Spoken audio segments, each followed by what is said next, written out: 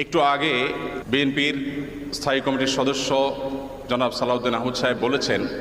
আমরা সবাই রাষ্ট্রের কাছ থেকে দাবি দাওয়া পেশ করি, খুব স্বাভাবিক, কিন্তু রাষ্ট্রকে আমাদের দেওয়ার চেষ্টা করা দরকার। তার সাথে পরিপূর্ণভাবে সহমত পোষণ করে একটি কথা আমি বলতে চাই, সেটা হলো এদেশের 3 লক্ষ মসজিদের কমপক্ষে 6 লক্ষ ইমাম মুয়াজ্জিন রাষ্ট্রকে দেওয়ার জন্য প্রতিনিয়ত চেষ্টা করেন এবং দিয়ে যাচ্ছেন। দুর্ভাগ্যজনক বাস্তবতা, স্বাধীনতার 50 বছর পরেও ইমাম মুয়াজ্জিন এবং আলেম ওলামাদের কোনো অবদানের স্বীকৃতিটুকু রাষ্ট্র কখনো দিতে পারে নাই। আজও বাংলাদেশের চেহারাকে যদি পরিবর্তন করে দিতে হয়, আজও বাংলাদেশকে যদি স্বনির্ভর করতে হয়, আজও বাংলাদেশের পরিবেশ